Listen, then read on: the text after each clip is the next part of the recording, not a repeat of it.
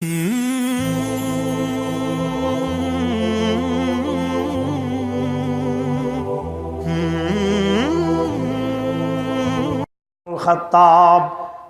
দাজলা নদীর তীরে ফুরাত নদীর বালুর চরে একটি ছাগলের বাচ্চাও যদি আহার বিনে মরে যায় তবে আল্লাহর দরবারে কি জবাব দেব?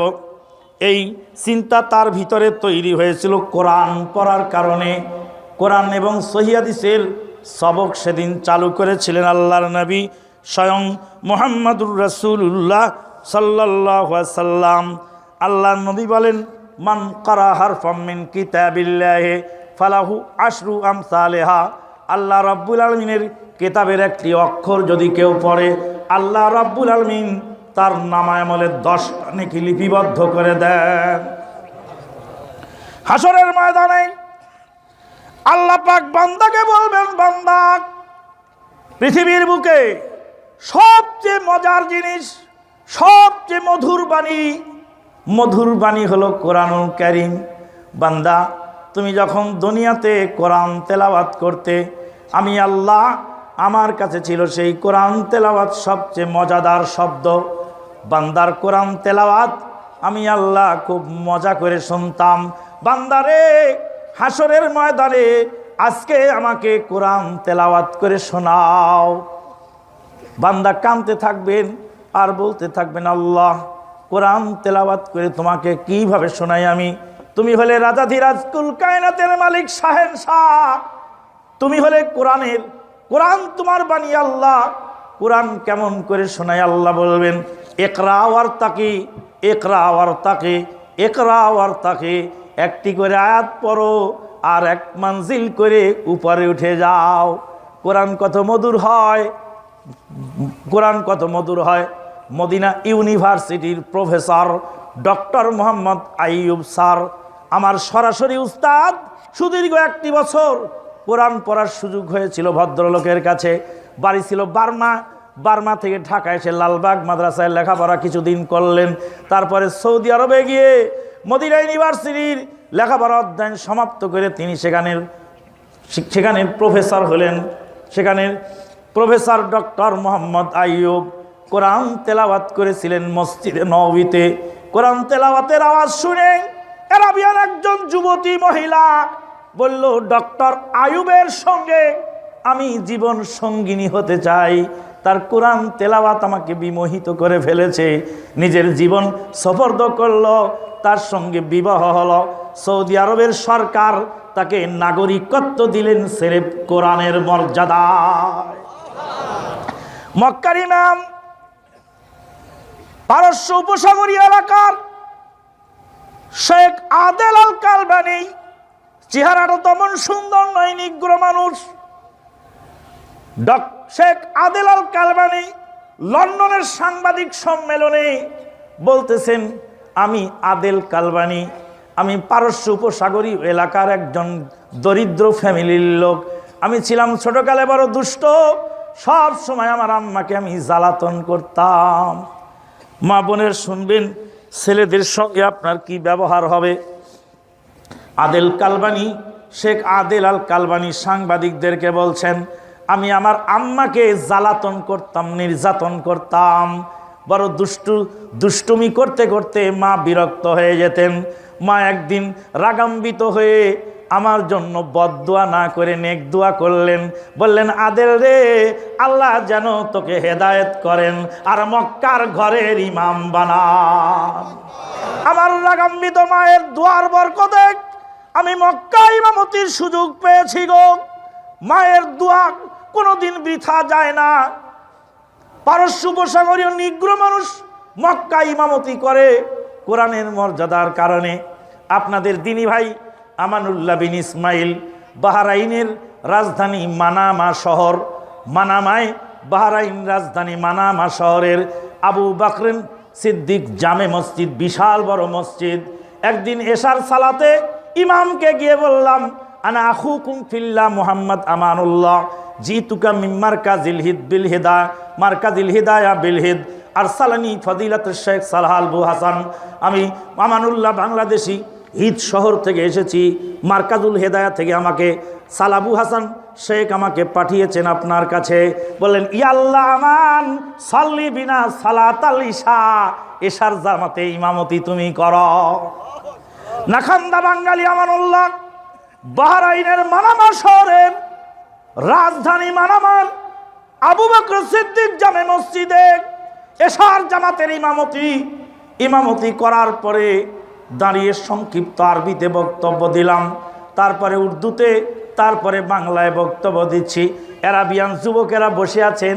বক্তব্য শেষ করে বললাম, তোমরা কেন বসে আছো গো? কি শোনার জন্য? বাংলা বক্তব্যের কি বোঝো? বলে, আমান তোমার কোরআন তেলাওয়াত আমাকে এখানে বসিয়েছে।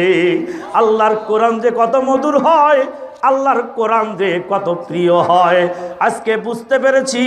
বাঙালি আমানুল্লাহ কোরআন তেলাওয়াত করে, চীনের মাহুই কোরআন তেলাওয়াত করে মদিনা ইউনিভার্সিটিতে, ফ্রান্সের সিদ্দিক কোরআন তেলাওয়াত করে মদিনা ইউনিভার্সিটিতে, আর আফ্রিকার ত্রিনিদাদ কোরআন তেলাওয়াত করে, আফ্রিকার মুসাকুনি কোরআন তেলাওয়াত করে, উজবেকিস্তানের দাউদ মির্জা কোরআন তেলাওয়াত করে, কোরআন তেলাওয়াত করে সাত্রিয়াওয়ান ইন্দোনেশিয়ার সুরাফি নায়েম সায়েদ মালয়েশিয়ার কোরআন তেলাওয়াত করে, উসামা মোস্তফা তুরাইকি লিবিয়ার কোরআন তেলাওয়াত করে, কোরআন তেলাওয়াত করে দাইলামি আলজেরিয়ার লোক কোরআন তেলাওয়াত করে, চাইনিজ ছাত্র কোরআন তেলাওয়াত করে, শ্রীলঙ্কার আমির হামজা কোরআন তেলাওয়াত করে, ডক্টর মোহাম্মদ বিন সালেহ আল বার্রাক বলেন, আমান দেখো তামাম পৃথিবীর মানুষ কোরআন তেলাওয়াত করে, ভাষা কিন্তু এক হইয়া যায়।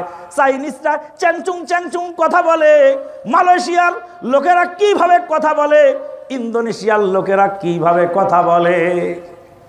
গত মাসের এই ডিসেম্বরের 15 তারিখ দিবাগত রাতে মালয়েশিয়ার উদ্দেশ্যে আমি মালিন্দো এয়ারলাইন্সে মালয়েশিয়ার কুয়ালালামপুর এয়ারপোর্টে নামলাম।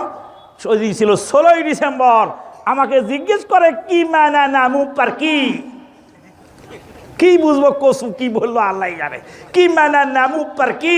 বললাম, সায়া পার কি আমপাং। কি মানা নামু পার কি, তুমি কোথায় যাবে? বললাম, সায়া পার কি আমপাং, আমি আমপাং শহরে যাব। শুনে তো আশ্চর্য হয়ে গেল। সেই ইমিগ্রেশনের অফিসারের মহিলা কতক্ষণ আমার মুখের দিক তাকায় থেকে বলছে, তুমি বাঙালি, আমাদের ভাষা কি করে বুঝলে?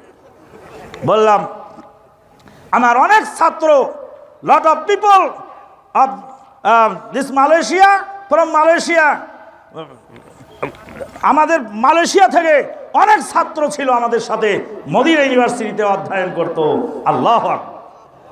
ভাইয়ের আমার, ডক্টর মোহাম্মদ সালেহ আল বার্রাক বলেন, আমান দেখো চাইনিজ ছাত্র কেমন করে কথা বলে, চীনের ভাষা কেমন শোনো। কোরআন তেলাওয়াত করার সময় চাইনিজ শব্দ উচ্চারণ হয় না, আল্লাহর কালাম তামাম পৃথিবীর মানুষকে ঐক্যবদ্ধ করে। কি সুন্দর করে কোরআন তেলাওয়াত করে। আল্লাহ বলবেন, বান্দারে আমাকে একটু কোরআন তেলাওয়াত করে শোনাও। আল্লাহর নবী বলেন, একটি করে আয়াত পড়বে, এক মানজিল করে উপরে উঠবে, একটি করে আয়াত পড়বে, এক মানজিল করে উপরে উঠবে। যে যতটি আয়াত শোনাবে সে তত মানজিল উপরে উঠবে। 6236টি আয়াত যে শোনায় দেবে, 6236 মানজিল উপরে উঠে যাওয়ার পরে আল্লাহ বলবেন, বান্দারে প্রত্যেক আয়াতের বিনিময়ে একটি করে মানজিল দান করে দিলাম। আল্লাহর নবী বলেন, মান কারা হারফাম মিন কিতাবিল্লাহ ফালাহু আশরু আমসালিহা, আল্লাহর কিতাবের একটি অক্ষর যে উচ্চারণ করবে তার জন্য 10টি নেকি লেখা আছে। সকালবেলা আপনার ছেলে মাদ্রাসা মেহেন্দিপুরে এসে পড়ে, বিসমিল্লাহির রহমানির রহিম, বিসমিল্লাহির রহমানির রহিম পড়ার পরে যখনই পড়ে 90টা 190টা নেকি লিপিবদ্ধ হই, 190টা নেকি কামাই করে ফেলে। 190 নেকি কোথায় লেখা হবে? ফেরেশতা জিজ্ঞেস করে, আল্লাহ 190 নেকি কোথায় লেখা হবে গো?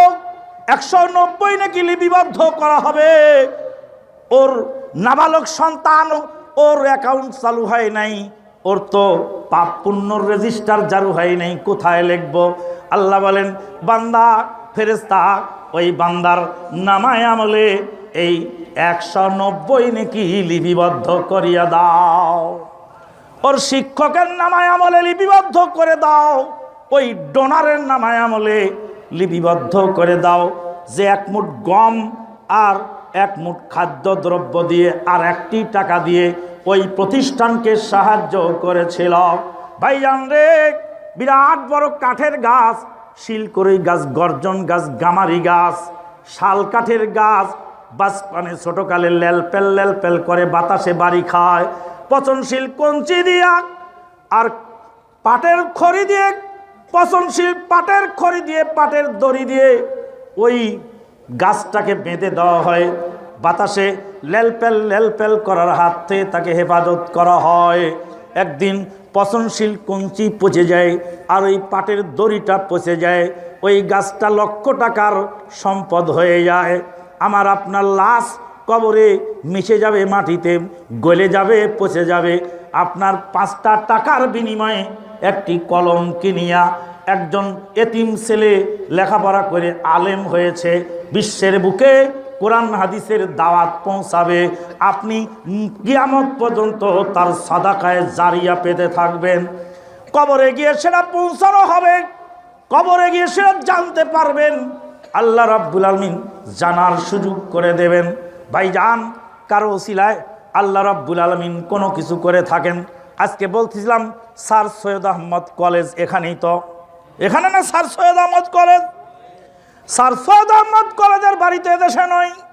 স্যার সৈয়দ আহমদ যার নামে কলেজ হলো তার বাড়িতে এদেশে নয়। তিনি হলেন আলিগড় মুসলিম বিশ্ববিদ্যালয়ের প্রতিষ্ঠাতা স্যার সৈয়দ আহমদ সাহেব। তিনি আলিগড় মুসলিম বিশ্ববিদ্যালয় প্রতিষ্ঠা করার জন্য হিন্দু জমিদারের কাছে টাকা চেয়েছিলেন, চাঁদা। হিন্দু জমিদার জুতা দিয়ে ঢেল মেরেছিল। জুতা দিয়ে ঢেল মারার কারণে স্যার সৈয়দ আহমদ জুতাটা তুলে নিয়ে নিলামে বিক্রি করে সেই টাকাটাও দিয়েছিলেন আলিগড় মুসলিম বিশ্ববিদ্যালয় প্রতিষ্ঠার লগ্নে। আল্লাহু আকবার। তা আপনারা এই প্রতিষ্ঠান আজকে যে এত দ্রুত এত সুন্দর স্ট্রাকচারে দাঁড়াইছে, আমি তো আমার কলিজা ঠান্ডা হয়ে গেছে। সির্ফ আহলে হাদিস আন্দোলনের বরকতেই এত দূর এত তাড়াতাড়ি আগাতে সক্ষম হয়েছে। পার্শ্ববর্তী যে সমস্ত প্রতিষ্ঠান আহলে হাদিস আন্দোলনের তরফ থেকে গড়া হয়েছিল, এখন সেগুলি শিয়ালদির পাঠশালা হওয়ার পথে। আজকে আমি কাগজ দেখলাম যে সেখানে ইহিয়াতুরাসের গড়া প্রতিষ্ঠান বিদেশি সাহায্য এনে আহলে হাদিস আন্দোলনের মহতারাম আমিরে জামাত প্রতিষ্ঠান করেছিলেন। এখন তারা তেজারতি প্রতিষ্ঠান করতে যাচ্ছে, চলে না ওটা। আহলে হাদিস আন্দোলনই কিয়ামত পর্যন্ত অমর থাকবে। আহলে হাদিস আন্দোলনের ছত্রছায়ায় থাকবেন। এই গভীর রাতে এই প্রতিষ্ঠানের জন্য আমি মুসাফির মানুষ আপনাদের জন্য দোয়া করব। কে আছেন সর্বপ্রথম